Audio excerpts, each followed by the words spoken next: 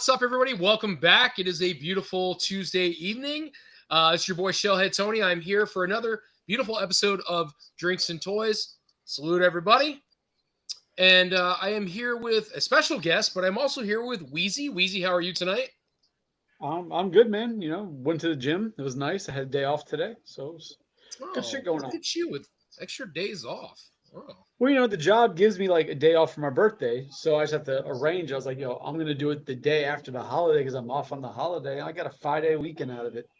Like, that is true, man. So I totally forgot. Well, didn't forget, but I did forget. But guys, Wheezy had a birthday. So he is now 14. We wish him the best. His voice is going to change. He's going to start getting hair in weird places. we'll And start so cracking. happy birthday, dude.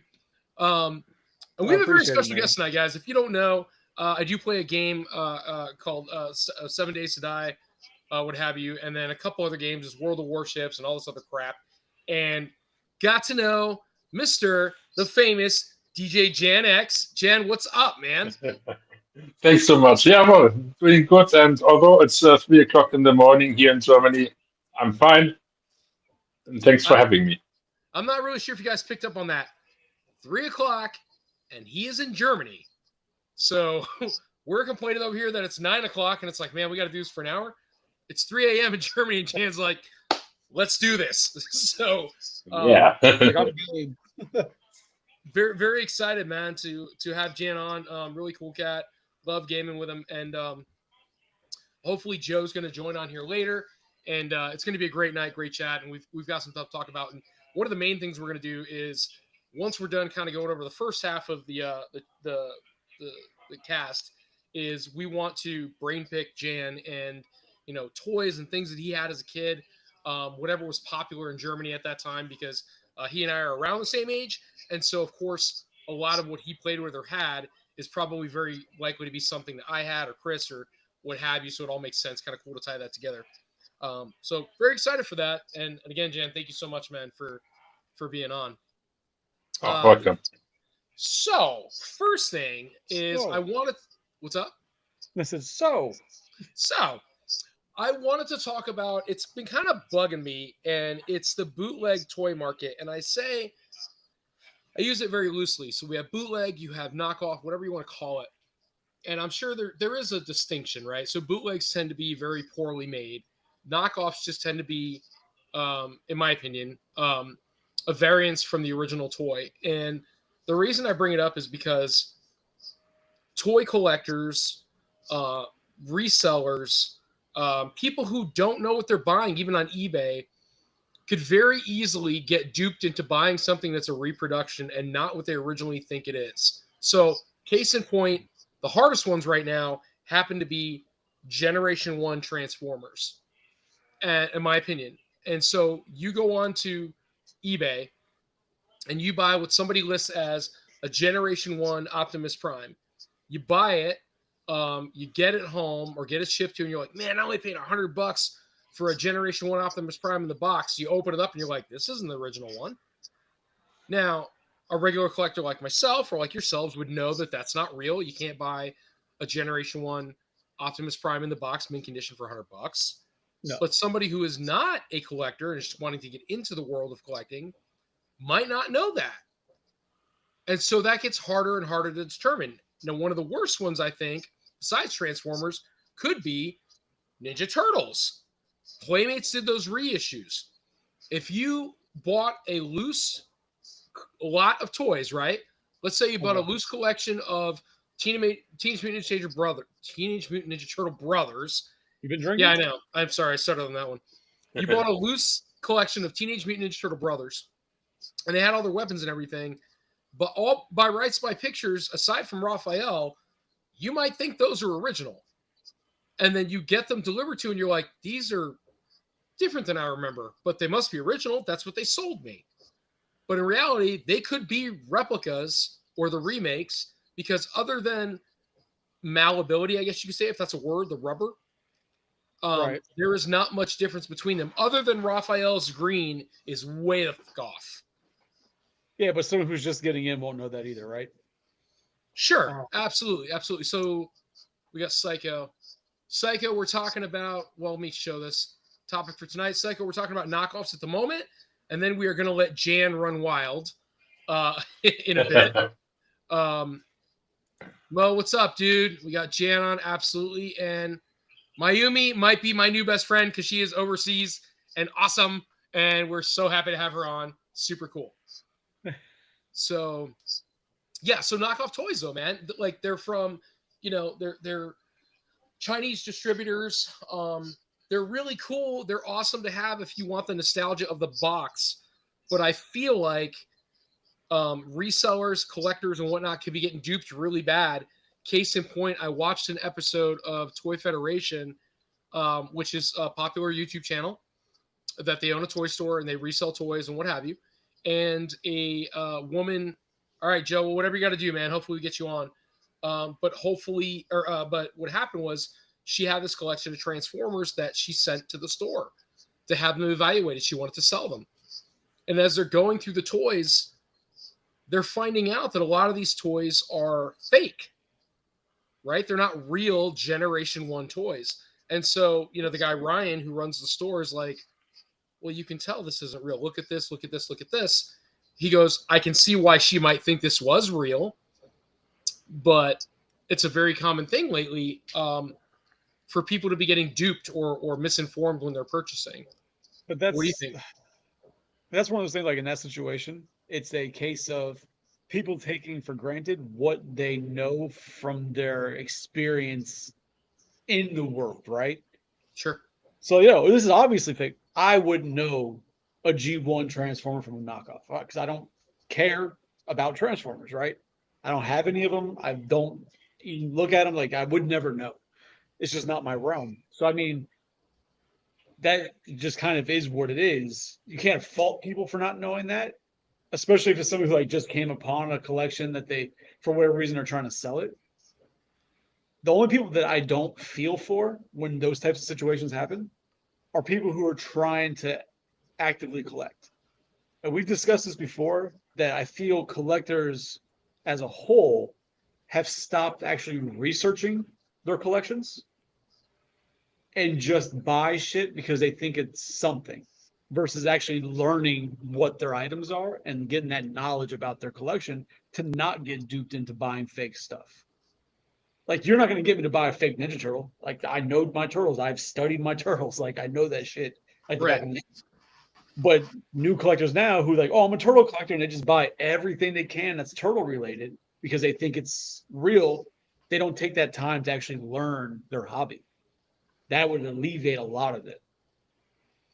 Like, it's more of it's more of the eagerness to want to own them as opposed to understanding what you're actually buying.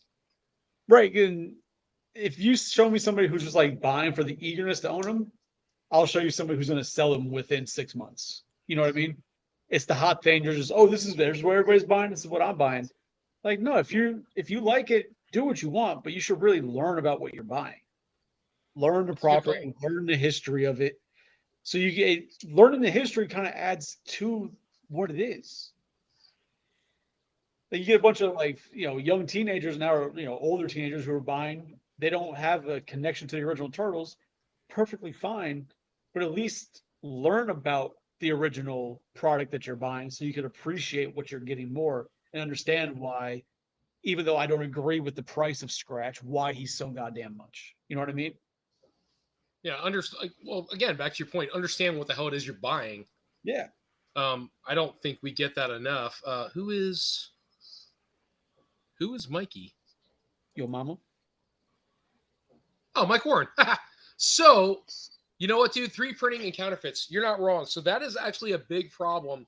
Now, not that they're not easy to spot, but what you have a lot of times, and I'm seeing this more and more as I see the resales on eBay and so on and so forth, because there are great deals to be found on eBay still, as much as people don't think there are.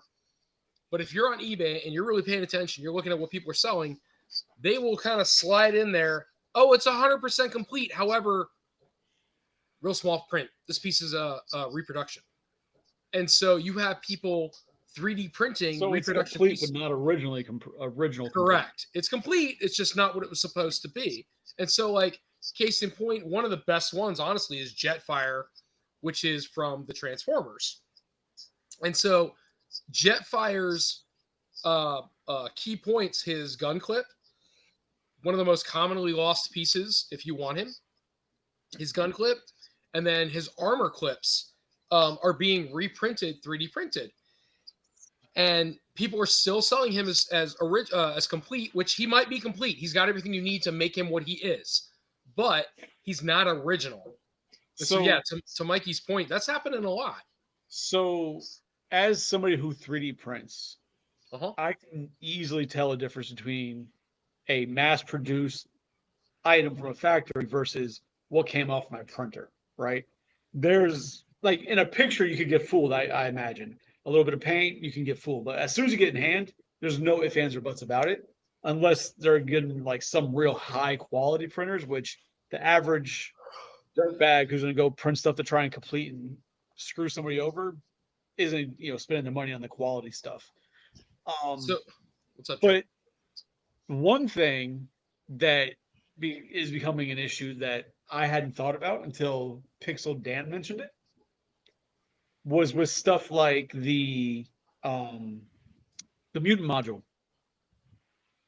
So the mutant module has a bunch of little drills, like little drill pieces. The little purple pieces all the way around the front of the drill. Those go missing like crazy. Yep. So now with them re-releasing it, how many people are going to buy it to take those pieces off of the remake and put on the original to sell as original? Like, are they going to be different? Like, can you differentiate those? Because those would be mass produced from factories. Those might be hard to tell apart. So if somebody were to change, now I have one in the box, I haven't, and then I have an OG one open. Now I have another OG one coming that I got that's open, that's complete, but I don't have a new one open. So I would like to take and confirm, are the purples the same color? Because if you change all the pieces out, well, who's going to tell the difference? But if you mix and match, you might be able to see the different colors in purple. Right, but then you also had to add in the fact of what if the person had the old one and it was out towards the sun a little more often than the others? There's going to be color variance, that can happen naturally. Half your toys can turn yellow over years. You know what I mean? Like there's colors, like kind of wears. Sure. I mean, well, it's kind of like, all right, so it's like the reproduction party wagon. So when you put that thing together, the missiles and the laser guns in the front or whatever, they droop down. Like the weight of them droops down, and it's rubber, and it's just like, it gets like real soft. But in the original one, they were solid. Yeah, they were plastic. They didn't bend. It's just the rubber or the plastic value or however they made it, I guess. I don't know. But I don't fucking know. But like I said, 3D printing, as if you buy like in hand, you can easily tell if it's a 3D printed bullshit of a replacement part. Can you always tell? I can. You should be able to. I know that. So I feel like I'm pretty consistent on being able to tell 3D printed from a factory mass-produced item. I feel like. So I guess it's becoming a problem with Star Wars toys. So again, I'm going by Toy Federation, right? Because I watch that guy all the time. And so one of the things he sees more than not is reproductions of the guns, because Leia's gun or Luke's gun or Han's gun are always lost. And so good luck, right? If you're going to find one, good luck to you. Good luck with it being the original, not being destroyed. And so people are reprinting their guns.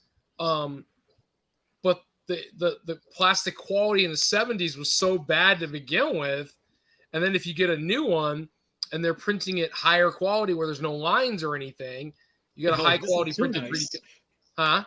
Like, this is too nice. Right. It's almost like this is too good to be the gun from the 70s.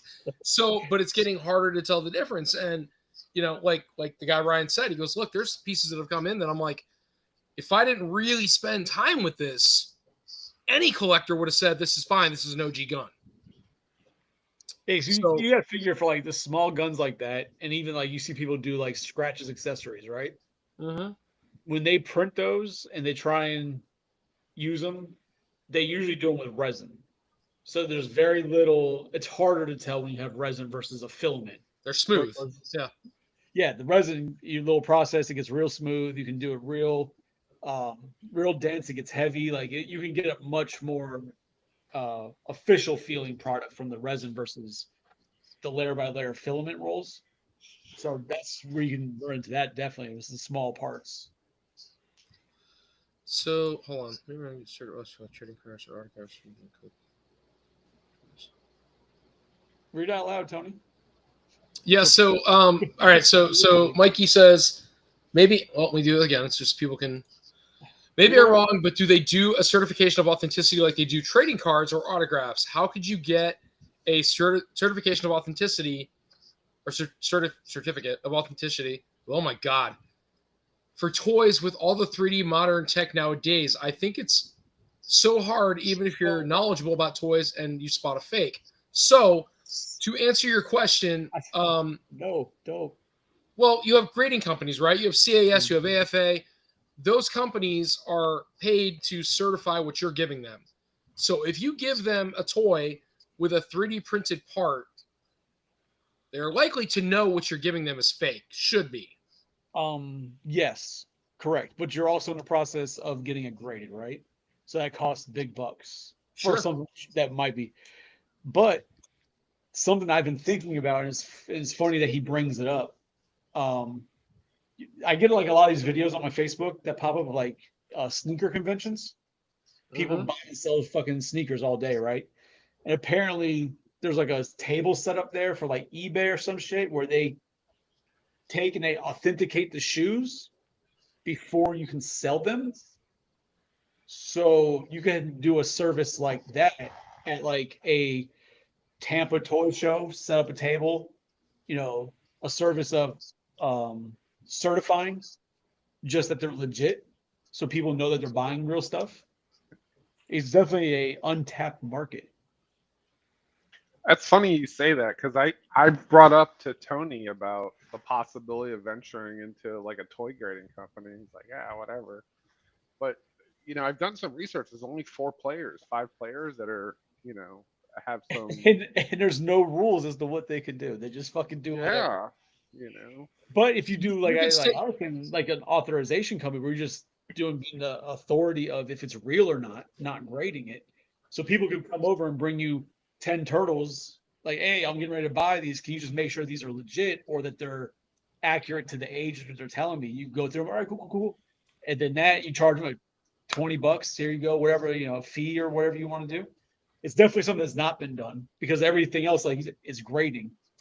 And a lot of people be like, oh, I have to send it in to possibly spend $90 to grade it to find out if it's fake or not. That's kind of a turnoff.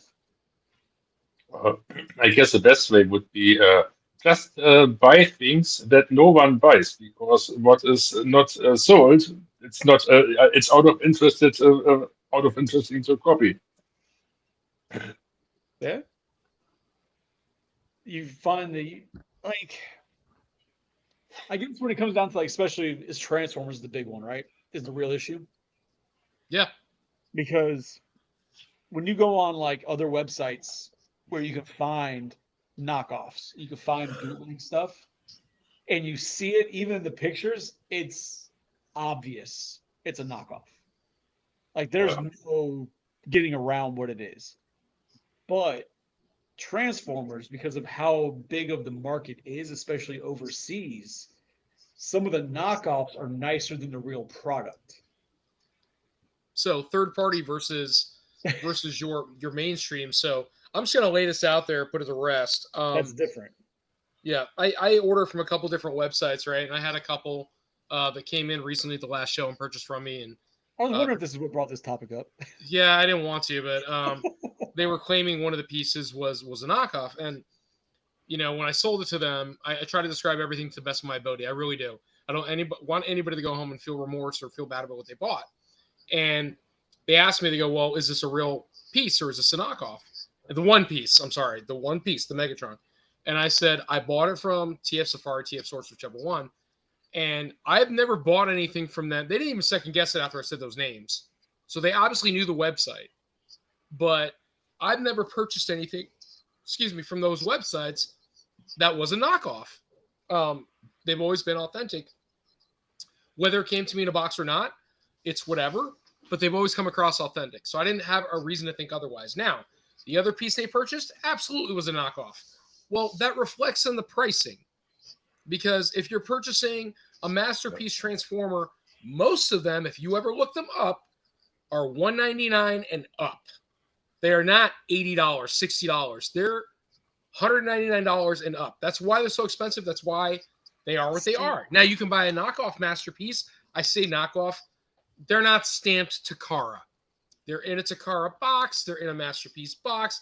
Everything says Masterpiece other than they're not stamped. And once in a while, you do have quality control issues. That's fine. Reach out to the manufacturer, not to me. I'm not a refunder. I'm just selling toys at a show, and I let everybody know what they're buying. I don't dupe anybody into anything that I'm selling. Right. And I mean, that's the same thing with some of the things that I used to have. It was they're statues. Huh? What? Your statues. Yeah. So they're made by Kaboku or Kia, whatever the hell the company's name is. But the ones I get don't have that stamped on it because they're not official product from them. There's the exact same items. So they're not. Everything's the same.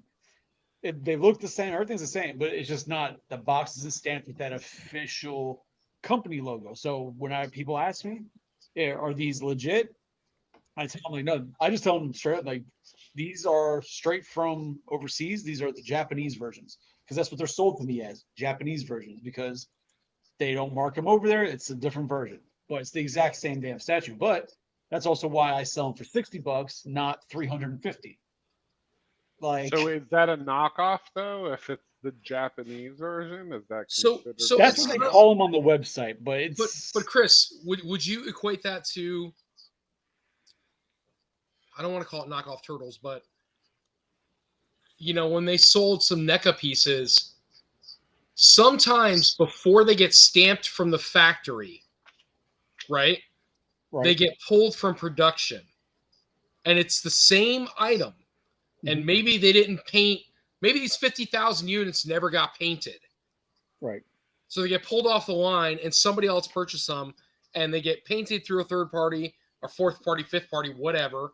And then they get packaged in the same packaging you would buy the actual product from, and now they're calling it a knockoff. Well, it's not necessarily a knockoff.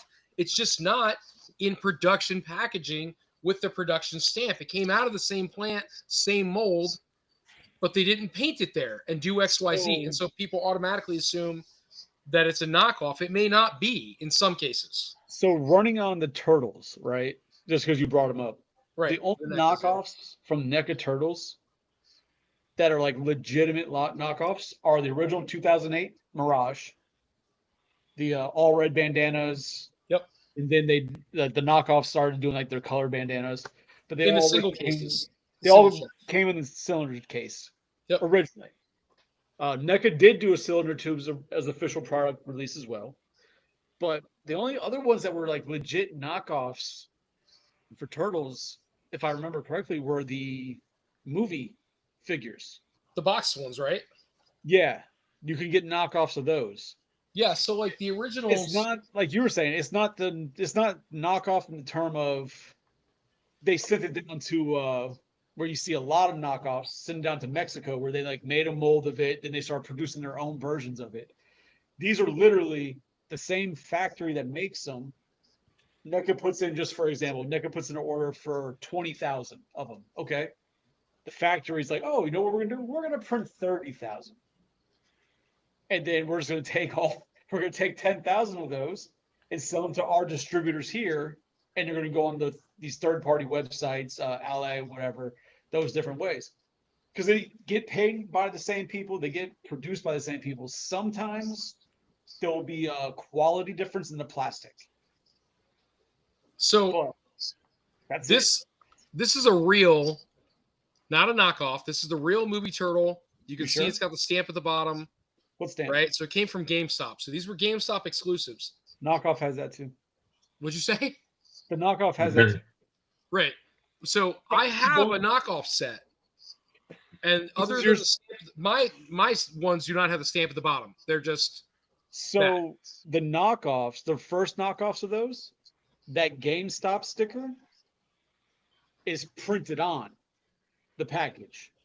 Whereas yours, if it's real, it's an actual sticker. You could peel it off if you wanted to. Right. But the knockoffs, the actual sticker was printed on because they got an image offline and remade the packaging with the fucking sticker on it and printed that bitch up. This is an actual, like, somebody peeled off and put a sticker on the box. And then it's legit. Well, I didn't get any Girl Scout cookies, but you're right. Somebody up here said something in the chat. A lot of people say Oh, things. it was Gustavo. When we were talking about people should like learn what they know, and he's like, people don't care about the history, just want money. He's right. He's absolutely right. If that's what they're buying shit for is just for the money on the resale, then they deserve to get burned if they don't want to actually learn about what they're selling. That's their problem. Yeah, I agree with that. I agree with that. But yeah, man. So it's kind of crazy to look back and see, even myself as a reseller, I do buy third-party toys, Transformers only, because I have people that enjoy them and I enjoy selling them. I think they're cool pieces. I get something different all the time. It's not the same piece from every distributor. It always looks something different, and it's kind of cool to resell, and people like it. Now, the two customers that came up to me, they were looking for something specific. I can't fault them for that. The only thing I can fault is that I gave you the information I had, and if you had more research than me, then more power to you, but you can't be upset with your own purchase. I didn't dupe you. Nothing happened. You didn't. I'd be happy to sell it to you again, but it's, sometimes it is buyer beware, and take the time to figure out what it is you're actually purchasing and decide if it's something you want to go ahead. It's and like do. we said, it's about the knowledge, right? Because Sure. One of the first shows I did, maybe it was like third or fourth, but when I had those statues, that one guy walked straight up to me. He looks at, he's like, oh yeah, I want to get this one. He's like, hold on. He looked at the box like, oh, that's a knockoff. Right. I'm like, yeah, it's from Japan. I'm like, that's why the price is this. He's like, oh, okay, no problem. He left. That was it. Because he knew his product that he's buying. Like, he knows his collection. He knows what he's looking for. So if you go to a vendor and you're looking for especially rare Transformer stuff that's out there, you should have a pretty good idea of what you're looking for and how to tell if it's a knockoff. Like, if you don't know that, you should do some research, especially if you start going to toy shows and conventions and stuff looking for it. Because that stuff comes from overseas. Like, it's not to spend too much time on it, but Beast Wars Transformers in particular, there's not a lot of companies that make newer Beast Wars toys, right? So you got the ones that got reproduced at Walmart, and you've got the originals. But if you want masterpiece Beast Wars, they are extremely expensive. Even the third-party knockoffs, I say knockoffs, but they're really not. The third-party knockoffs are extremely expensive. Case in point, one of the figures, her name is Black Arachnia. She's a little Black Widow spider. It's not big. It's the size of my hand's kind of big, but it's the size of my hand. Look, I'm using it for comparison for other things. But it's the size of my hand. And it's like, can you imagine if you went to a toy show and you're looking for a masterpiece Black Arachnia and you're like, yeah, I'll take that. And it's $250. And you get home and you're like, well, it's not a real masterpiece. Well, if she was, she'd be $350, $400. It's insane. It's just what they cost. I didn't make the pricing. That's just what they go for. Yeah, and those are third parties, right? Those aren't even. I wouldn't call those knockoffs. They're third party. What they're doing, right? Because they're doing things that have never been made in that realm. You know what I mean? You're right. Because to me, like I said, we look at the stuff that one of our friends in the chat sells at his booth, the Mexican knockoffs, all that bootleg Mexico toys and stuff. No, there he is. So that stuff is like his lawn looks fantastic, though. Yeah, well, they take toys from wherever and they make rough copies of them, and then they start producing their own, but they are obviously knockoffs. There's nothing about them that looks official, but that's part of the charm of them too, because people like to buy them because they know what they are. It's obvious. Well, look at their flag. It's like the American flag, but it's a little weird. Exactly. But Got when it comes to different those colors. Transformers, it's third-party companies making fucking characters that have never even been made before. So it's 100%. It's not knockoff. It's not bootleg. It's just like independent. It's not. I mean, it's fair to say They didn't that copy there's it. They made their own. Like, it's fair to say that there's a market for knockoffs. There's a market for Absolutely. replicas. Because I'm not going to spend $600 for a Jetfire, but if I see $100 Jetfire that I can get as a knockoff and it looks and plays and feels the same, I might go that route. Yeah. No, that's 100% right. So, like, case in point, I was selling the. People call it the knockoff. It's really not. It's the reproduction Megatron. I sell it in the box for $350. That's unapplied stickers. That's a metal toy. It is a perfect reproduction of Megatron. It is. Well, if you want one in the box, and a box that's not fucked, and a toy that's not fucked, you're going to spend $1,500. Now you can buy you can buy a jacked up box. You can buy toys. You can buy loose joints, terrible stickers, and pay $600. Or for $350, you can buy from me a perfect box, perfect toy, unapplied stickers, something that you can play with if you want to. And if not, if you want the nostalgia of being able to say, I own one in the box, you can do that and not spend that money. And I am a firm advocate for these quote unquote knockoffs that are coming out, because I have sold so many to people that tell me all the same thing. Man, I had this as a kid. I can't afford to pay what they cost nowadays. I'm so grateful that somebody made it again, quote unquote, I guess you could say. And now they can own those. Like there's so many cars that I didn't have as a kid. I could buy them now and play with them, because they're $30, $60, whatever they are. And I can buy that and not feel guilty. And I can open the box. I never will, but it'll make me sick. But I can open the box and play with the toy. I didn't own some of those cars, but I can own them now. I never owned a Jazz. Jazz is one of my favorite ones. Sunstreaker, Sideswipe, those are some of my favorite ones. Never owned them. Well, I can own them now and only pay a portion of the monies, because if I want a Jazz in box today, nice and minty and fresh, $1,500 without even a problem. Oh, it's a problem. Well, it's a problem, but It's I'm a just not mental mad problem. about bootlegs. That's all I'm saying. So that's a short clip. Not mad about bootlegs. So, I mean, like I said, it comes down to terminology. It comes down to terminology, right? Because sure. bootlegs to me and knockoffs is copies. So you ever seen that movie? Was it Please Rewind? Where like they're in like the video store and they like film, they erase all the fucking tapes in the movie or in their I job. want to say So they yes. Jack Black. They start recreating the movies and putting them up as if they're like the official movies for people to rent. And like they show that's them awesome. doing No, I don't all think I've seen that. classic movies. Be I Kind think Most Rewind, Def I was think in it's it. called. I think it's called Be Kind Rewind, whatever. Yeah, please, yeah. Jack But the Black. idea is that yeah, something happens and all the tapes in their video shop get erased, so they start recording like they do Ghostbusters, but they act out Ghostbusters as just the two of them recreated Ghostbusters. To me, that's the bootlegs, right? That's like real bootleg knockoff because you're copying something else. But then when you take an example of movies, you take like a Star Wars movie, but then the porn industry makes their own version. It's not a bootleg, it's not a knockoff, it's something completely different, just with that franchise behind it. Like it's just Did you see the it's not porn bootleg. industry? Well, I mean, they do a lot of parodies. So the porn industry is shooting webs. Is that what we're throwing out there? Yeah, knockoff dildo, whatever. Right. But but those aren't knockoffs, those aren't bootlegs, those are something completely different. You mean like 10-inch Mutant Ninja Turtles, like that movie? Exactly. That's it. April ended up on a black couch. That's all I'm throwing out there. All right, so we're done with the bootlegs, and so we've come to what I want to call, I would say, the highlight of the podcast, which is Jan. You're up, man. So welcome, Jan, our very special happy little guest, straight out of Germany. That's a gangster thing. It's like 3 a.m. or 1 a.m. or 5 a.m. I don't fucking know anymore. It's 3:30.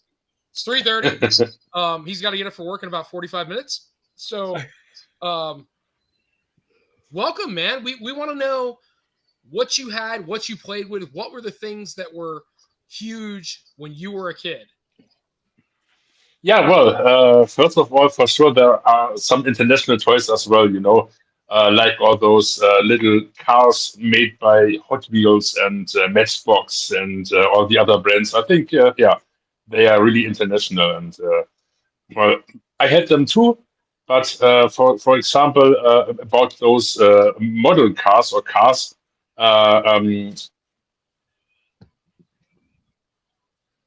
I always preferred some metal ones made by Siku, Siku. It's written.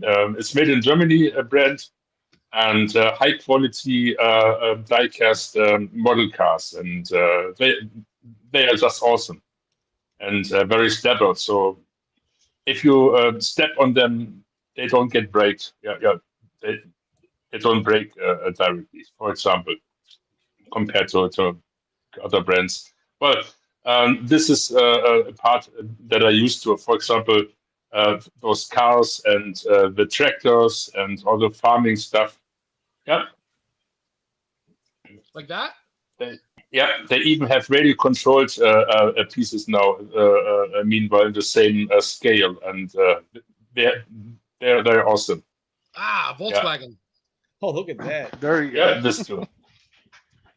It's a Volkswagen thing. Yeah, I was like, look Yeah. at that thing. I remember seeing one of those across the street.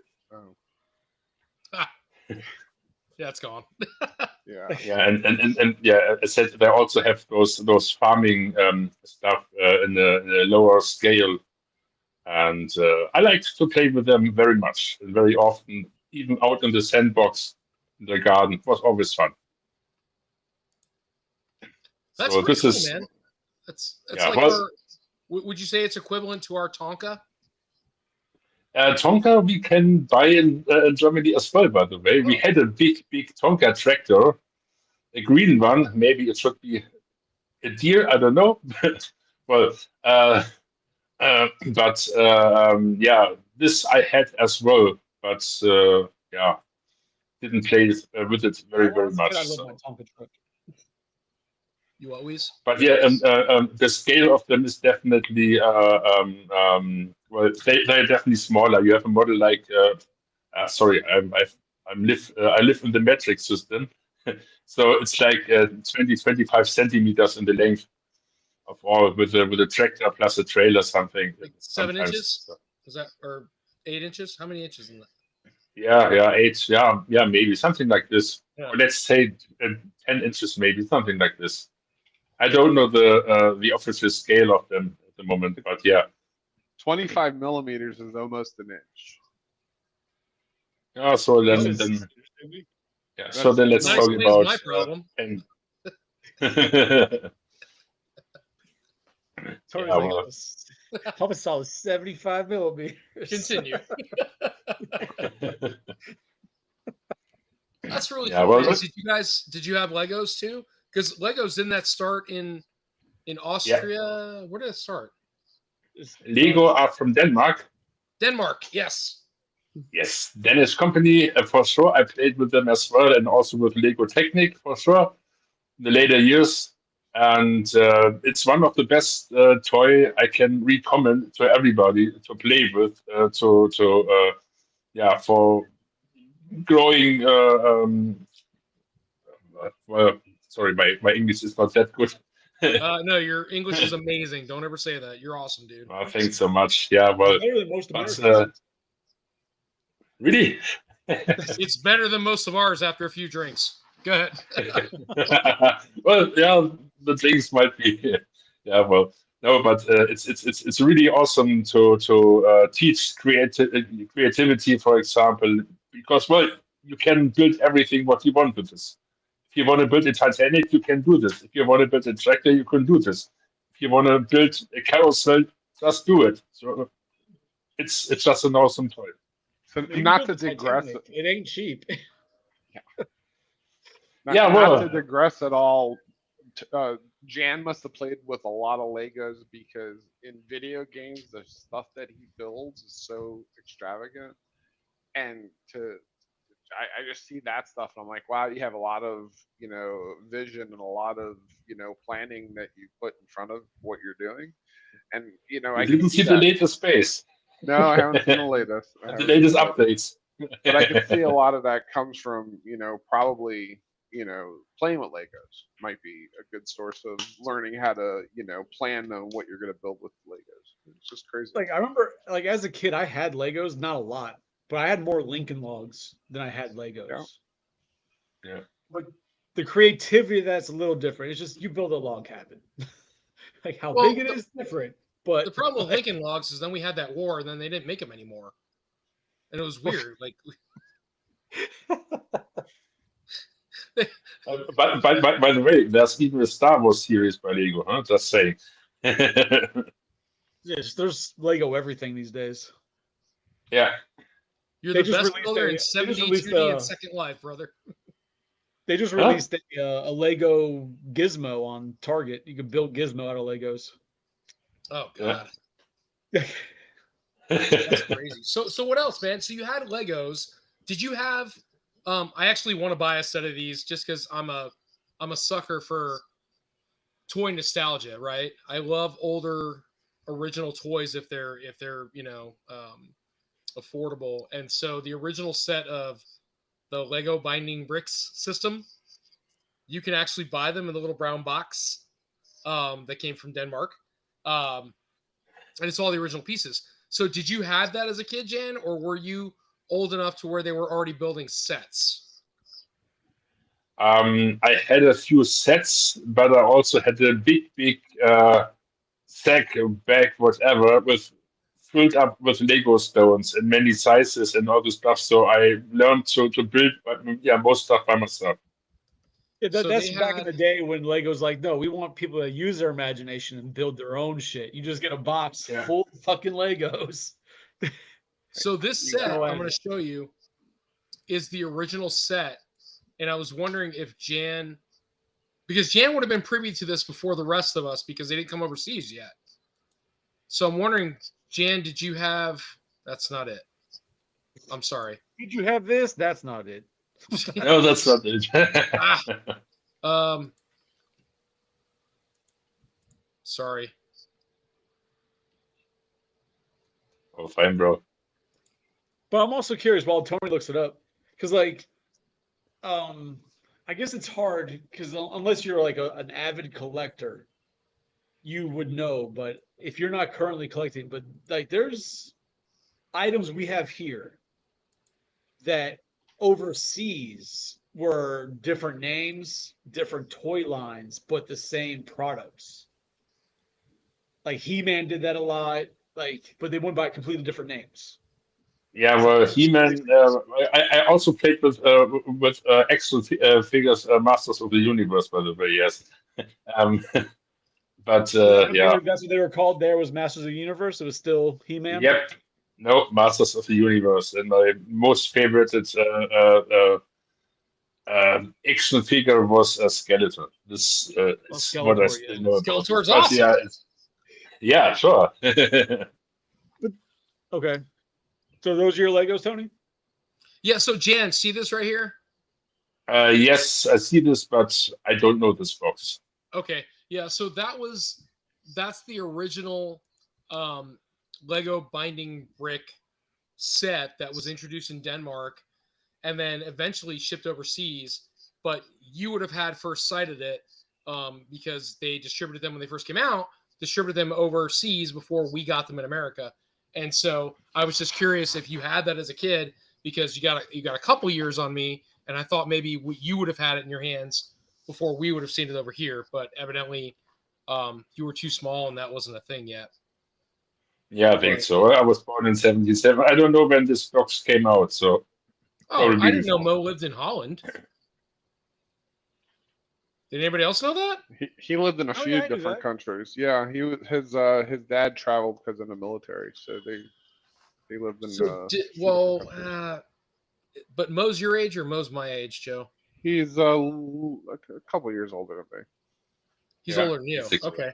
So maybe, well, he's way older than Jan then. He's like 65, I forget. No, he's like 50, 53, 54. Yeah, 104 years. That's Jan's like, so Mo may or may not have had that set as a kid, but Jan, so keep going, dude. So what else was big when you were a kid? What was everybody playing with? Then for sure later we had those radio controlled stuff, cars, boats, helicopters, planes, all the stuff. For example, by a big Japanese company, Tamiya. I'm pretty sure you know this in America as well. With a T, Yeah, T-A-M-I-Y-A. right. Those we had in Germany as well, and great models. I'm not sure if they're still existing. I don't know. They are But still yeah, well, existing, it looks like. They do okay. Yeah. Yeah, so this is what I had as well, and for sure I had my big electric model train, Okay. and yeah, it was German company Märklin. Was it like the HO models? Like they were that? Yes, it was HO. Yeah. Okay. It So I was had great. in New York, I had a giant plyboard model train set that we built in the attic of HO trains, and it's probably still there because we couldn't get it out of the attic. Road trip? Right. Well, I don't know who lives there, but it was a whole train We set. don't care. Like, if we can get it, yeah, Boring, let's doesn't go. matter about it. Like, I don't We're think the supposed to trains come are to me. there, but Come yeah. to me, we do a road trip here. Yeah. Yeah. no, but But, when, my dad was a big train collector, and he had a huge table set up, and Well, it was a big always- Soul Train collector. It's two different things. I mean, I'm the Irish one. He's not. I just collect souls. He doesn't. That's what I do. That's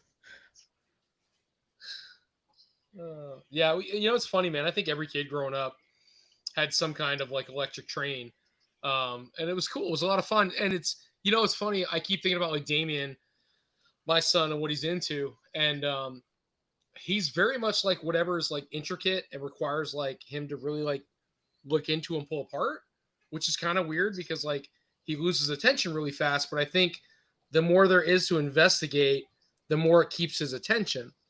And so I've seen plenty. Right, I've seen plenty of train sets come up on Marketplace. People have like the whole layout already done, and they're like, "Oh, $400, $500," and I'm like, "God, you've spent thousands of hours building that set, and they don't want anything for it." And I could just put it in my garage. I can't get it in the house because I'd have to turn it sideways or take my back doors off again, and I don't have anywhere to put it. Well, I don't think I have anywhere to put it, but it's one of those things. Well, I thought about buying one because Damien, I think, would love it. Because as a kid, I thought it was cool as shit to see a train going around a fake town. Would he love it, or would he love to build it himself? I think about that too. He keeps asking me to ride his four-wheeler, right? And we haven't gotten it running again. So I want him to be involved when I sit down and when I get it running again. But he keeps asking to ride it. So he's interested in the inner workings of a lot of things. He really is. Because like it's one thing to sit there and buy a train set, right? It's cool to look at. But when you're the person who actually builds it, puts the mountains in, makes even like the little stores, and that makes it its own world, like that's a whole different thing. He might zone in on that, build his own freedom. I mean, I could always buy one to build and run through this Terradrome thing sitting on my dining room table. Maybe you make one that runs through all there and you build. What's up? You just get rid of the Terradrome. I know. I'm sorry. I apologize. But something like that, I think Damien would have a really good time with. Kind of cool. But Jan, I'm sorry, I got off on a tangent. So what else, man? Like, what did you play with as a kid? You had trains. You had well, then those HO models and big things. They had also houses made by Faller. Faller was the producer of those house models for this HO model train. Faller, F-A, it's F-A-L-L-E-R. And I'm thinking of Hella, who made the headlights for my Volkswagen. You know, Like for a and buck, like this 64 bucks. It might be. It really could. this company also built its own train. I had it as well. It was a big a train, and you could play with this, and it was compatible in size with Playmobil. Oh, okay. So it's So I could adapt two systems, like the good old Faller train that I had with the Playmobil cars and figures, and it was nice. that's pretty cool. Definitely, and yeah, it was a kind of garden train, so you could build it outside in the garden as well, and running from the garden into the house, and all the other stuff, and carrying some candies from the kitchen out in the garden, and there was so many possibilities as a child, and yeah, was always fun and awesome. Jan, I'm just gonna say, hearing you say candies sounded fantastic. Yeah, well, I love candies, and It's like I just love the way you Candies. say it, man. Because I know I probably sound funny to you the way I say certain things, but I love when like you're like, "Oh, I had the candies," and I'm like, I can't help it, dude. It drives me nuts. It's awesome. I love your accent, man. It's fucking cool. I promise you. I just think it's thanks cool. so much. By the way, we have the biggest model of HO model thing in Hamburg. It's not that far away from me. It's called Miniatur Wonderland. I can give you a link later about this if you want. Because It's the world's when the people set up biggest. those worlds for trains, they put in a lot of work and they look amazing. When they really honed Is it in and build, indoors? huh? Is it indoors? Yeah, it's indoors. It has many levels and thousands of square meters, and it's a huge one. And yeah, it's the world's biggest one in That's pretty HO cool. scale. Yeah. So yeah, come here. We do a road trip to Hamburg to show you this. But yeah, they have what was it like 18 kilometers. It's like 12 miles I'm just picturing of Tony lines. trying to tell his Yeah. family he's got to go to Germany to go see a rail train collection. I'm like, Well, I'll be right back. we have so, I have to go see Jan and these trains. we have so much more. We also have a very big Star Wars exhibition here, so in my near as well. Well, whatever. And another thing, what I really loved to play with when I was a child was my good old Commodore 64 computer, for sure. And then for sure the good old jump and runs like Gianna Sisters and winter games and summer games and all the other stuff I loved to play with. And yeah. So, did you ever, when Commodore 64 was done, did you have an Yeah. Atari? No. My next step was an old 286. Wasn't Atari before Commodore? No. What's Ultra 286? Wasn't it? It's a PC. It's a 286. Then we had the 386 and the 486, then whatever. And then there was a car game where you could edit yourself the tracks you wanted to drive on. It was named Stunts. I'm pretty sure the most people knows it. And yeah, it was just Tony, you're going crazy. yeah, it was just a small program, and yeah, you really could edit your own tracks. So, It was nice. Tony, Atari came out in the 70s. Commodore 64 came out in 82. Atari was before Commodore 64. I had a 2600 Atari, and I also had the wood grain Atari. Okay. So your So, parents had what all was stuff. before that? Fuck if I know. I thought The Commodore Commodore was hold on. I thought Commodore 64 was an import system. Before the 64 was a Commodore 16 plus 4.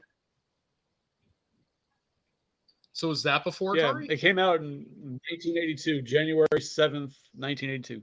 1982. I thought you said 1882. I'm like, God damn. It would be a little bit too early, I think. Yeah. Huh. Because like, when After I was a the kid, my dad was a Commodore, and I played the games on the Commodore 64 when I was a kid. Yeah. Yeah, Atari was out like at least in the late 70s, maybe. Right, because I mean, they had a whole episode of that '70s show about the Atari, making the paddles smaller. Well, I'm trying to think of like, So, so we had my grandfather bought me an Atari, but it was that wood grain one, and you had to like switch from like TV to game. Yeah, and then you could only play like fucking 4 games. You had Pac-Man or whatever, and you had like the game where it shot like the not Space Invaders, but it was like Space Invaders. Missile And it Command. wasn't until we had the 2600 that we got ET and games like that. Which has anybody? I don't want to like change subject. But anybody ever going back and watch speed runs for Atari games? No. Holy shit, dude! I don't watch these ones. It's weird. I love speed runs, but those are speed good runs old for times. Atari games.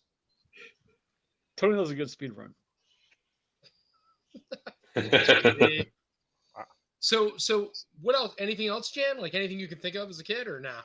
Well, this is the things that I mainly remember about. There might be some other stuff as well for sure, but I'm not.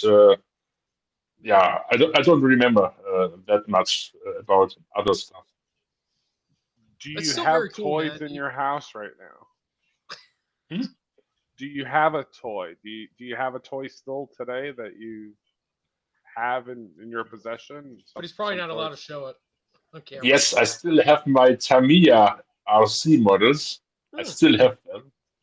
I also have my Robe Futaba RC Technic and yeah, So and, I and, had and, an and some original- other models. I also have a helicopter here. I also have 3 boats here and 2 cars. And outside in my car, there's some Tamiya tank model. So, but it's outside. So I used to have an original Team Associated, which was it had an orange pan. It was a Yeah. buggy, and it was run by a Futaba remote. I've had Novak speed controllers. This is all older stuff. The buggy, a buggy I had as well. It was yeah, a knockoff of the original Grasshopper model.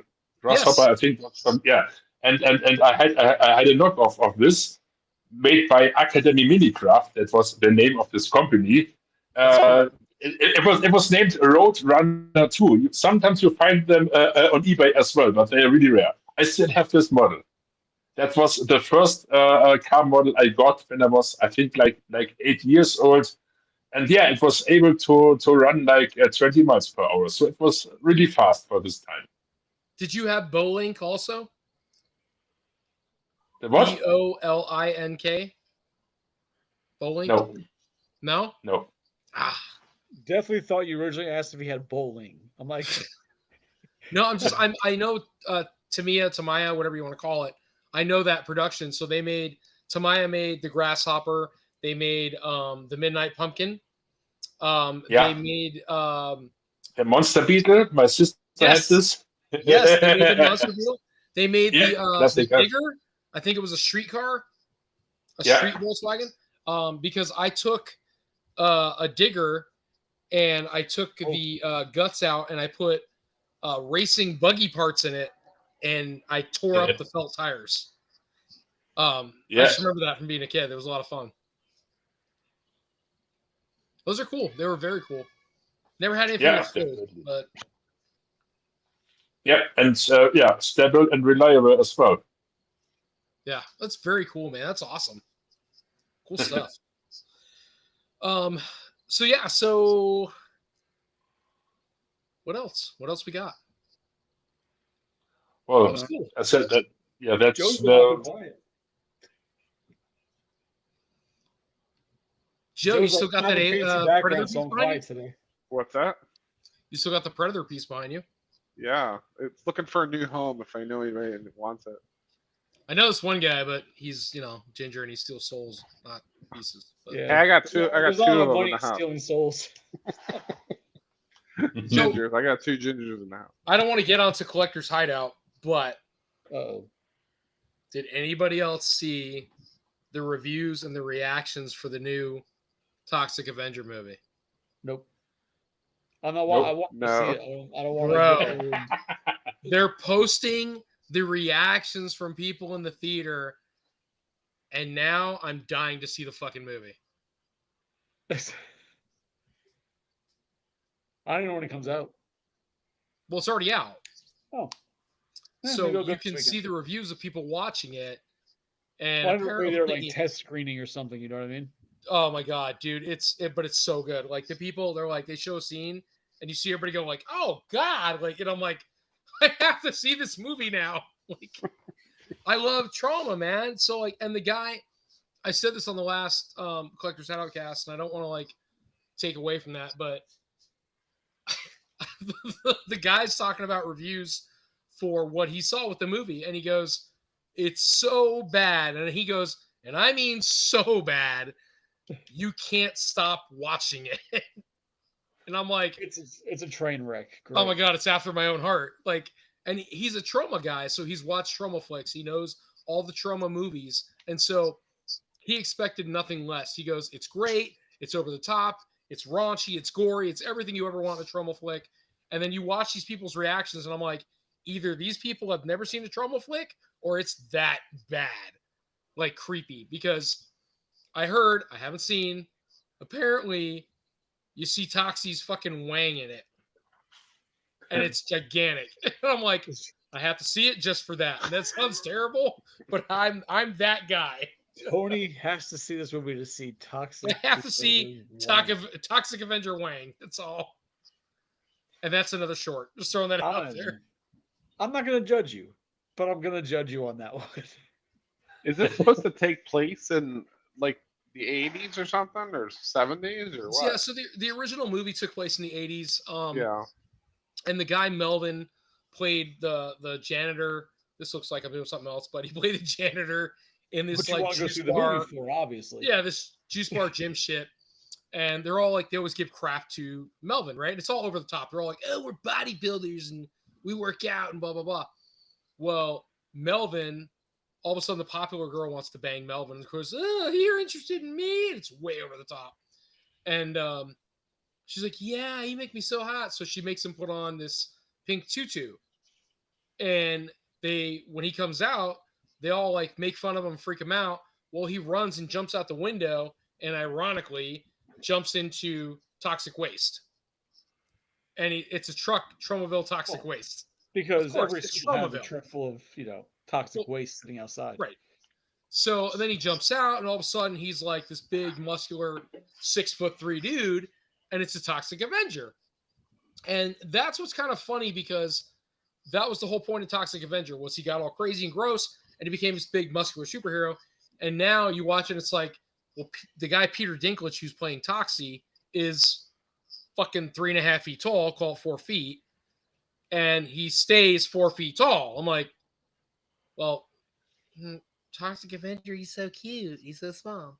But evidently the movie is hilarious and it doesn't matter. It supersedes his size. Good. Yeah, so I'm watching the preview right now without any audio, and holy cow, I want to go see it. Holy cow. Holy cow. We'll go see it, Joe. I don't think anybody else is going to want to. Yeah, probably not. We'll watch that in Death Stalker. They both. Oh, dude, come over to my house and we'll fucking throw it up on the big ass TV There and you go. call it. But all right, so it's 10 o'clock. We keep rocking if we've got something, but if not, we can call it. Yeah, it's 4 o'clock in the morning, right? Yes, Jan, we are aware, and I I'm gotta sorry go. for you. By the way, it's Wednesday, not Tuesday. Just saying. He's in the Listen, future. You know, I'm he's saying- excited for meeting Mayumi. That's all I'm going to say. Yeah. She sounds adorable on the video or audio. Basically, knockoff of Marvel. All right, no, we're not doing this. That we'll talk about that. Well, that's up to Chris, but No. that is. Then we can talk about it here because nope, that's not it. That is not it at all. Oh, Don't no, you sit because- here and tell me Toxic Avenger is a ripoff of Marvel? Who the hell is Marver? That's probably right, Might be a ripoff of Marver. but it's not a ripoff of Marvel or No, Carvel. Carvel Crusaders, Carvel Avengers. So what we're doing for collectors this week is that you and Psycho want to do a circle jerk for Transformers. So I agree. y'all are gonna be doing Transformers, but at the same time, we're gonna discuss. We're gonna do a little wish listing. Mega Man 6. No, NECA Ninja Turtles 2012. Oh, Jesus Christ. All right. Yeah, yeah, we're gonna do like just a little wish listing on that because those figures come out or they're releasing the pre-orders in like 2 weeks. Yeah. Little, what we want to go from there, and then your Transformer discussion that you guys want to argue about. So It's not that's an argument when you're right. Collectors Thursday. While I try not to fall asleep while you guys talk Transformers. I'm I've with you. binged every Transformer movie in the last 3 days just because I didn't have anything to watch. And Oh my right now God. I'm watching one of them right now. It's playing I in the mean, background. Okay, so you binged all that, but did you watch, Trick or Treat? Like, Oh yeah, I did. I absolutely. I okay. watched. Yeah. I watched. it. Yeah. So okay, so I'm kind of. Oh man, we're off. I knew it's gonna Off happen. topic. Yeah. So I worry about. Well, real quick, tell Mama we said hi. We love her. Hope everything's good. We know Johnny's not feeling well. That's why he's not on. So Trick or Treat. They're talking about the second one. Is anybody worried we're not going to get the same homage for Sam? What do you mean? My worry is that the guy who played Sam is getting older. Well, he's much older. He's much taller. He was a kid. I understand. So he's older now. He's not a kid anymore. So he can't be Sam unless they CGI the fuck out of him. No. Are we worried that the message, I guess, and the nostalgia for that movie is going to wear off because ultimately the movie is about the spirit of Halloween and how Sam is the spirit of Halloween? Are we worried that if they make another one, is it going to be, yes, Sam's the spirit of Halloween, but they're not going to be able to follow up the other stories that make up the movie? If that's, remember what I'm saying? Like the first movie?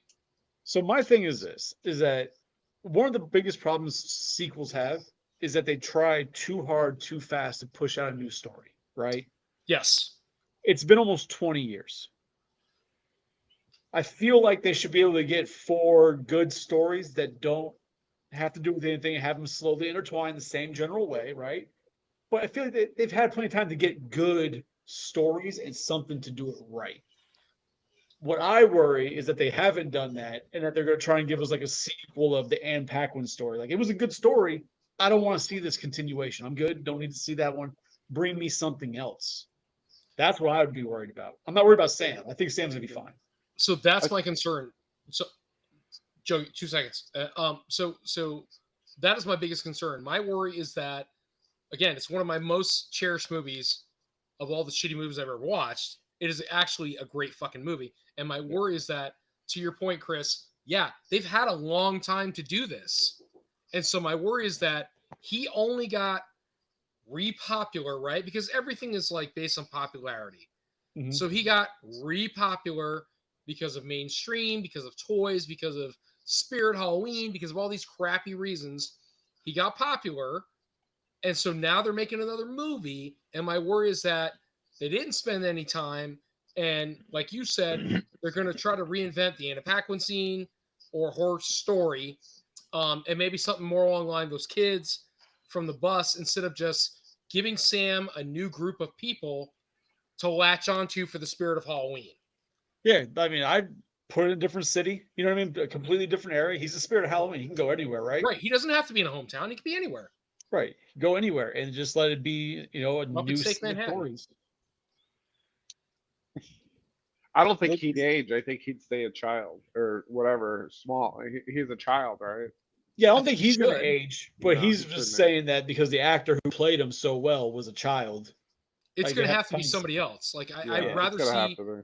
Yeah. I'd rather see the original Sam play a cameo, and we have a new kid playing the little Sam. Yeah, you have the original Sam play one of the cameos in one of the stories. You know what I mean? Peter Dinklage would play it well. Holy shit! God damn it, That Joe. Sam would be even smaller. It's like baby Sam. Well, I mean, we had At Leprechaun. least I'm not worried about the Sam aspect. I think Sam's fine because he was as great of a character he is. He wasn't.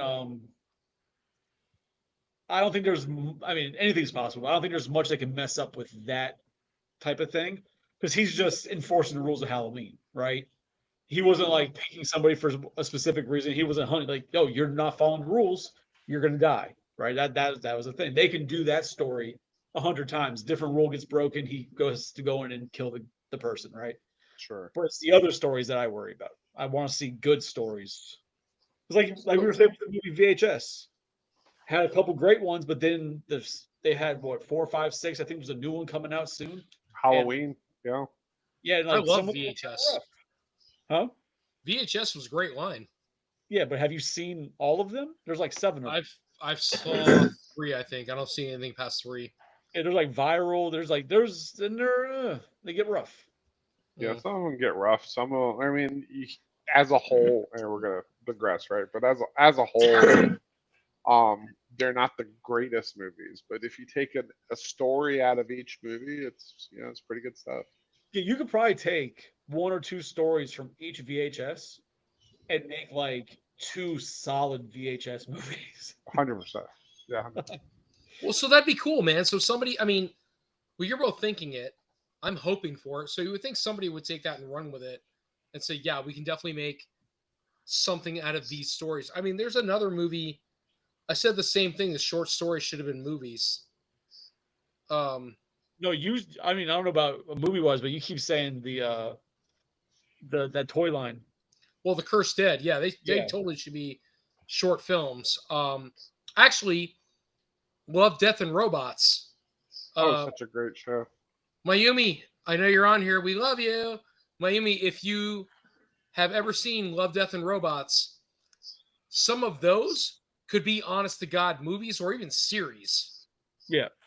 They're just done so damn well. Jan, what are some horror movies you saw as a kid? Well, the first horror movie I saw was when I was 10 years old, Friday the 13th.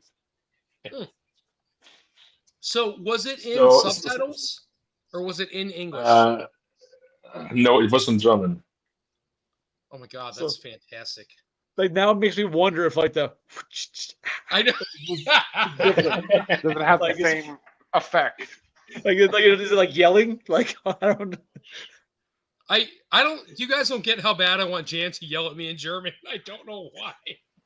He can do that. You He mean just should talk do to you that. in German? Like I want this him to is be like- mad about something and just yell about it. Oh my God. So what? That'd So be a you good saw Friday the intro for your 13th. show. Did you see anything else or? I mean, one of the last ones I was watching was Amityville Horror. Oh, it's a good movie. Okay. Yeah. That was But- Kevin Bacon when they're in the house, right? The house is haunted. Yep. Okay. I can't remember the movie too well, but I was trying to think of who was in it. Said Do you Kevin- like horror? Or what kind of movies do you No, like? Did you say Kevin Bacon? I Well, thought it was Kevin Bacon, but I'm not the guy who was watching that much TV or watching too many movies or whatever. It's sometimes I do, sometimes not. It's well, the last movie, for example, that I was watching in the cinema is a few years ago. It was one of the Marvel ones, but ask me what it was. I only know that. And I'm sorry for this, but well, no, I'm not. I fell asleep in all Star Wars episodes in the cinema. It's definitely not my stuff. cinema. All right, cool. Yeah, It's so even crazy. the like, surround sound, made me not waking up. So it's so crazy to hear you, Jan, like talk about like we call it different things, and like hear you talk about it, you call it something different. It's crazy, man. It blows my mind. It's so like normal, but it's so weird at the same time for me. It's awesome. I don't know. I think it's cool. I enjoy cultures and I enjoy hear about things from other countries and just little things about the way you might describe something versus the way we might describe something. And Yeah. it's cool. I dig it, man. It's very cool. likewise. Love you, Jan. All right. So what else we got? If nothing, man, Joe, you look like you're searching or you're No, I'm good. I'm sorry. I was I was going down the rabbit hole of previews. We're talking movies, and I'm just Oh, watching dear them God. on my side. Yeah, probably should be doing that. So there's a lot of stuff coming out. I will tell you There's the a lot one of stuff thing. coming out.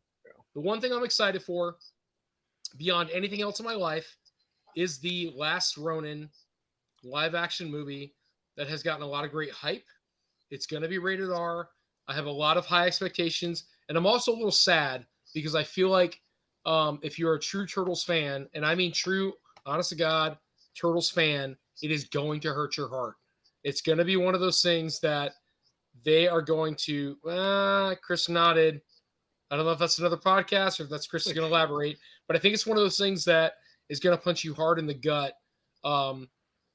because they can, and they're going to set it up, or they're going to not do enough. They're going to set it up for future movies because there's so much hype, and which also bothers me because, fuck, man, don't do that to me. It's the last Ronin. There's if like I haven't read anything about Ronin, but if they don't show the deaths, they're missing an opportunity, right? Yeah. Like that's what's going to be hard. Watching those deaths happen, just like when they had to do with Ghostbusters, and they had to acknowledge the fact that Egon's dead, right? Like that shit hurts. So Okay. So real quick, I don't want to cut you off, but I am. So with that movie, when I watched that with the kids, right? The first one they fight Zool, right? yeah. Well, Gozer, but yeah, Yeah. Okay. Oh my god. So all right, 3 different people. So. Gozer.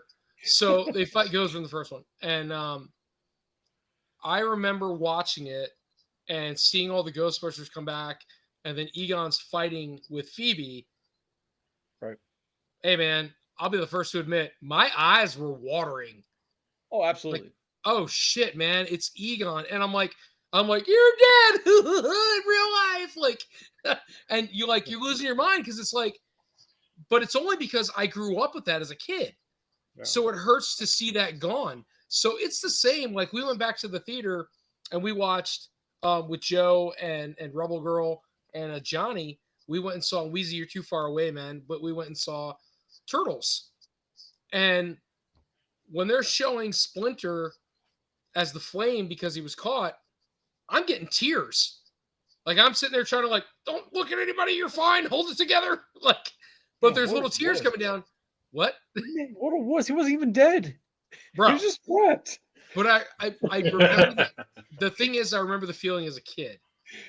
I remember going to the theaters. That's the last memory I have with my dad. That was like, I have a lot of memories with my dad, but that's the last time we did something together, like that. And I remember going to the theater with my dad and watching that movie. And that's the last time I saw that movie in the theater. So when I saw it again, that hurt, man. So and I remember that portion. So I'm trying not to cry, but I got tears starting in my eyes. And my girl's like, oh, Splinter. And I'm like, borderline slap her. I'm like, it's my moment. Be quiet. Like you do like that fake yawn, that help. No,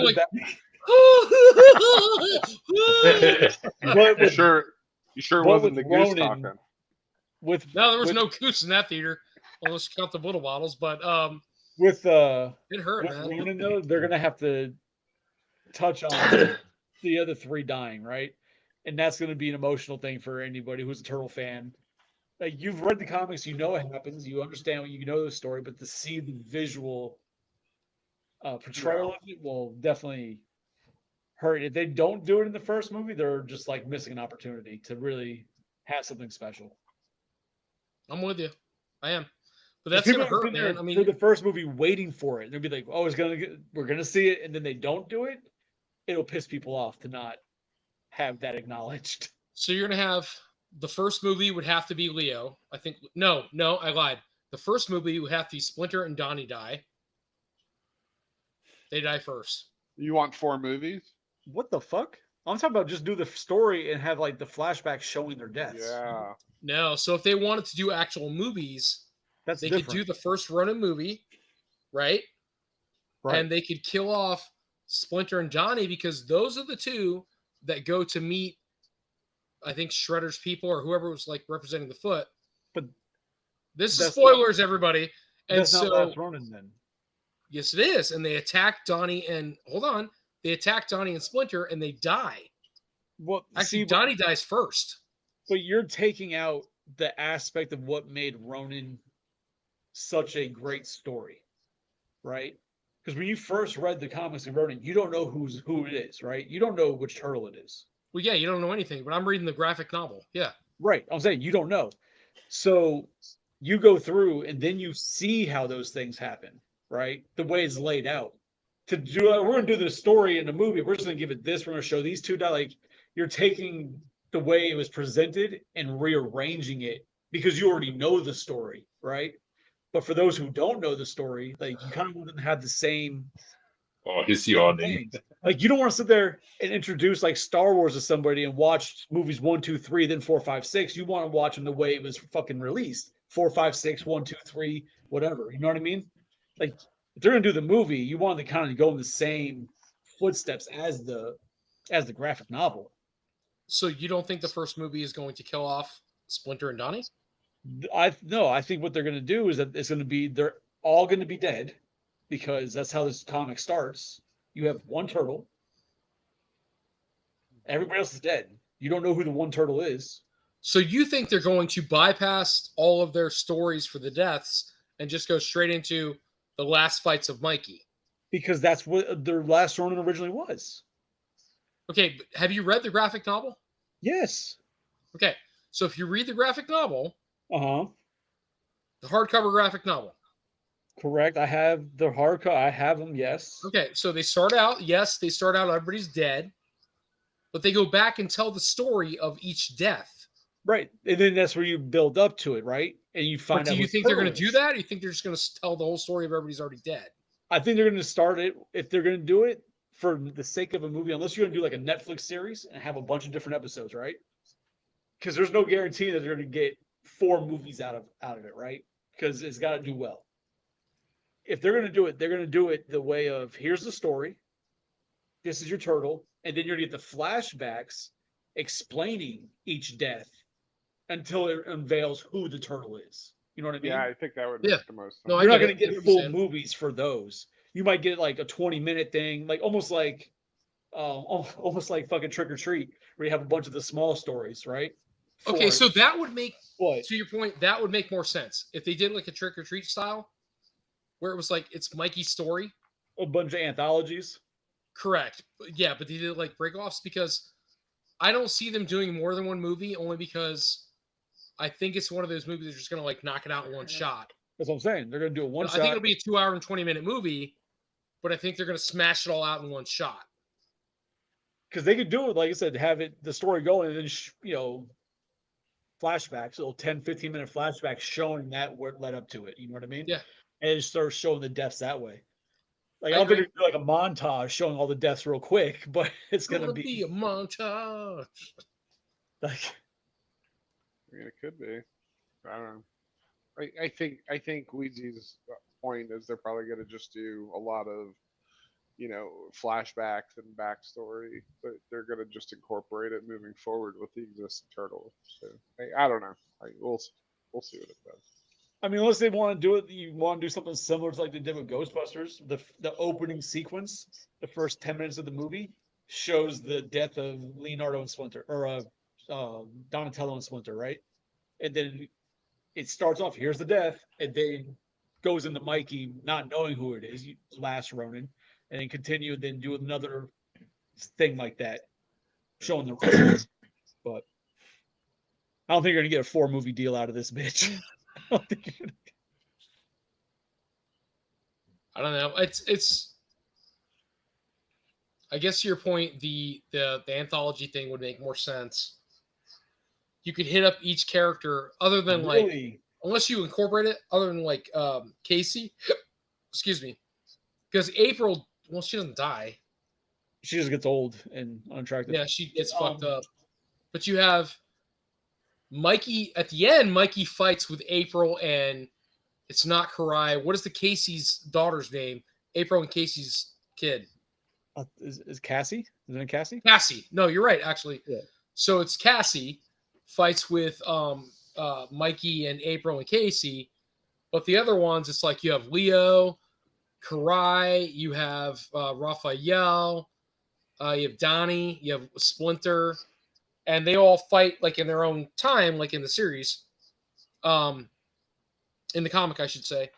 I mean, really, I feel I could be wrong or alone on this, but I feel to do the Last Ronin right, if you're gonna do like a film version, it's got to be a series on like a Netflix or something where you have hour episodes that you could pertain to each as the story goes along and really dive into, because that story to put in like 2.5 hours, it's a big story.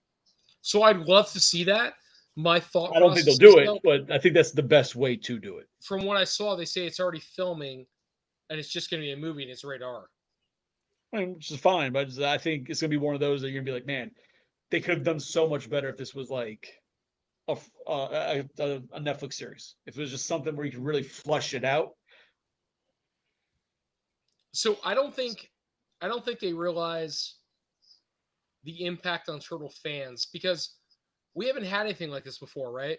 So like the last Ronin, when that came out, it was like, holy shit, this is a whole new, like it wasn't, but it's a whole new universe for Turtles people to explore, right?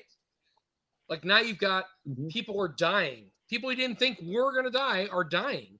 So the brothers are dying, the father is dying. All these things are happening that are well beyond the spectrum of any Turtles genre or any Turtles universe. And then all of a sudden, it's like, holy shit, they're all dying. And so to make this a movie, you can't downplay that, man, because people died. Mikey gets left. Look, spoilers, guys, but Mikey's left alone. Mikey's the last Ronin. He's the last turtle alive, and even Mikey doesn't survive. So it's the end of the Turtles, or what should have been, and then the fucking babies grow up and all that bullshit. But it's just kind of crazy. I understand the need for that, but it's just kind of crazy that the end of a dynasty of Turtles comes from this movie, this comic, and why would we not do it more justice? I kind of agree with you, Chris. I'd rather see a series on Netflix. Yeah, give me a long series, solid 12-episode series. Yeah, stretch it out, man. There's plenty to do there. I mean, I don't know, like a good example. I don't even know if it's a good example, but just because I've been watching the series recently, would be like on Peacock, that Twisted Metal series. I didn't watch it yet. Anybody Is else? that any good? Like, I mean, I'm enjoying the hell out of it. A lot of fun, a lot of action, a lot of killing. Like it's there. But Rebel Girl said it was good, but I haven't watched it. But they're trying to do such a huge story that they tried to put that in a movie. It would have bombed. You know what I mean? It would have just been lackluster. It would have been too fast. It would have made no sense. But it's been 2 seasons now of the build up to like the tournament, and it's been a fun ride. Like if you give me that with Turtles, with Last Ronin, you'd have a success. I could be wrong, but I feel like you'd have a success. Like, could you imagine if they tried to put 1 season of Stranger Things into like a 2-hour movie? That'd be like, what the fuck was that? Yeah, it'd be like, what the fuck happened? Such a big story you're trying to tell, but you fucking jammed into 2 hours. I agree with you with the Last Ronin, man. I think it needs to be, make it a mini series. Maybe it's only 8 episodes. Maybe it's only 12. It's not a lot to tell, but it's enough where you can't get it into a 2-hour stretch without leaving out so many critical points. Right, because if you can't do like the stories of each turtle's death in its own episode that way, then what are you doing? Like, you got an hour to show the story of Donnie, Splinter, then Leo, then Raph.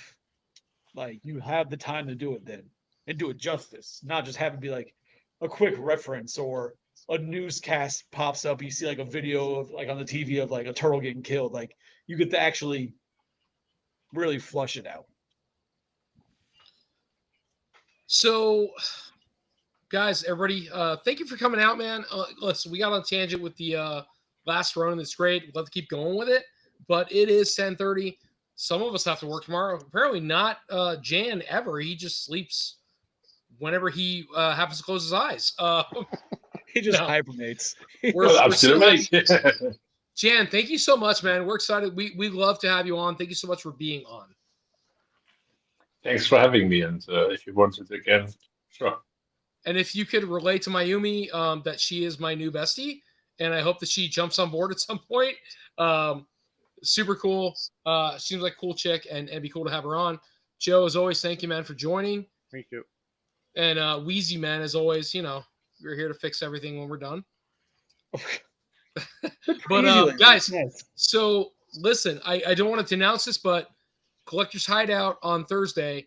I know there's a lot Wheezy's ready to talk about.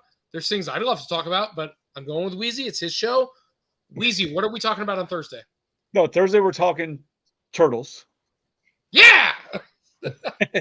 No, we're wish listing turtles, the original or the 2012 turtle line from NECA.